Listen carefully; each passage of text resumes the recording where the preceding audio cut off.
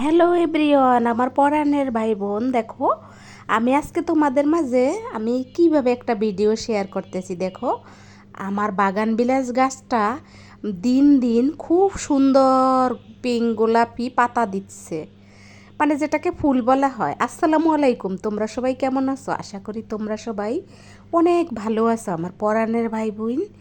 দেখো আমি কিন্তু আজকে খুব চঞ্চল ছিলাম, একটু খুশি ছিলাম। তার একটা কারণ হইল, সামনে তোমাদের হয়তো আমি একটা আমার ফ্যামিলির কোনো সুখের খবর দেব বা খুশির খবর দেব। যাই হোক, আমার সাথে থাকো, দেখতে থাকো। আমি আজকে অফিসের উদ্দেশ্যে যাব, তাই তো ছাদ বাগানে দাঁড়িয়েছিলাম। মানে আমি যখন অফিসে যাব বাসা থেকে বের হয়েই তো আমাদের ছাদে দাঁড়িয়েছিলাম।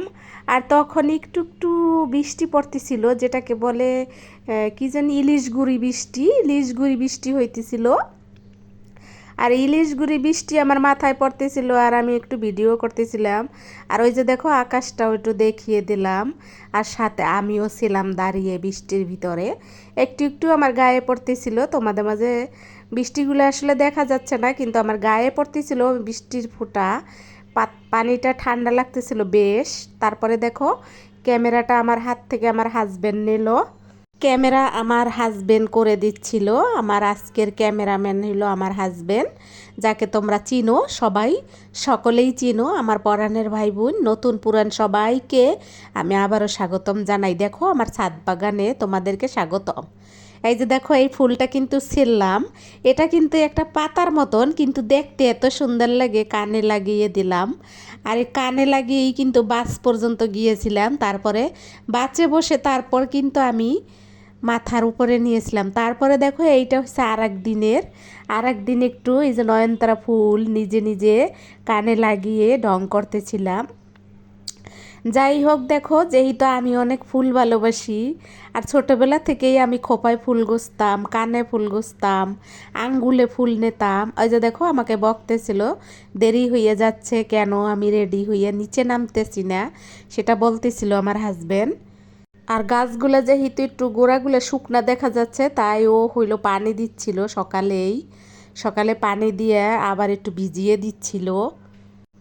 পানি দিয়ে গোড়া ভিজিয়ে দেওয়ার পরে আমরা কিন্তু চলে গেছিলাম অফ ক্যামেরায় গাড়িতে যাইয়া আমি কিন্তু অফিসে চলে গেছি। আর ও ওর গাড়িতে উঠে ওর অফিসে গেছে।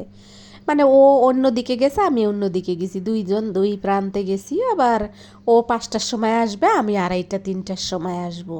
এই তো জীবন এভাবেই চলে। আর আমাদের বেবিটা একা একাই বেশিরভাগ আপনার নিজের কাজ নিজে করে করে খায়। উপরাল্লাহ আমাকে একটা লক্ষ্মী বাচ্চা দিচ্ছে, যেটা আপনাদের মাঝে আমি কি বলবো, বা পরাণের ভাই বোন তোমাদের মাঝে কি বলবো। সে ছোটবেলা থেকে নিজের কাজ নিজে করে করে খাচ্ছিল। আর দেখো আজকের ভিডিওটা কিন্তু একেবারে ছোট, আর পুরো ভিডিও জুড়েই কিন্তু ছিলাম আমি, আমাকে দেখাইতেছিলাম। কেন জানি মনে হইলো যে আজকে শুধু আমিই থাকবো, আর কিছু থাকবে না ভিডিওতে। আর তার সাথে যে তোমাদের পরাণের ভাই মানে আমার হাজবেন্ড, উনি গাছে পানি দিচ্ছিল। যেহেতু উনি গাছের যত্ন নিতে অনেক পছন্দ করে, যে সে একজন কৃষক। যাই হোক, দেখো আমরা যেহেতু দরিদ্র দেশের মানুষ, বাংলাদেশ একটা দরিদ্র দেশ, এটা বলতে আমার কোনো লজ্জা নাই, শরমও নাই। কারণ এটা একেবারেই আসলে একটা দরিদ্র দেশ। আর এই দেশের মানুষের মনও দরিদ্র, মানুষের মন এবং চোখ দুইটাই দরিদ্র, দরিদ্র দেশ। তারপর এই দেশকে ভালোবাসি, কারণ সবুজে শ্যামলে ঘেরা আমার এই সোনার বাংলাদেশ। আর এই সোনার বাংলাদেশে যা যা আছে এগুলো কিন্তু অন্য কোনো কান্ট্রিতে তুমি গেলে পাবে না, তোমার ভালো লাগবে না। তুমি কোটি কোটি টাকা কামাই করতে পারো, কিন্তু এই এই দরিদ্র বাংলাদেশের মতন শান্তি তুমি কোনো কান্ট্রিতে পাবে না। সে তুমি যেই হও না কেন, তোমাকে ফিরে আসতেই হবে নিজের কান্ট্রিতে, নিজের কান্ট্রিকে ভালোবাসতেই হবে। তারপরে দেখো এই যে এভাবেই কিন্তু এত বাতাস ছিল, এত হাওয়া দিচ্ছিল, প্রবল হাওয়া আমার গায়ে এসে লাগতেছিল। আর তারপরে দেখো কানে ফুল নিতেইছিলাম, কতটা যে করতেছিলাম, বুঝতেই তো পারছো যে আমি আসলে তোমাদের মাঝে কি শেয়ার করতেছি আমি যেন হারিয়ে গিয়েছিলাম একেবারে ছোটোবেলায়।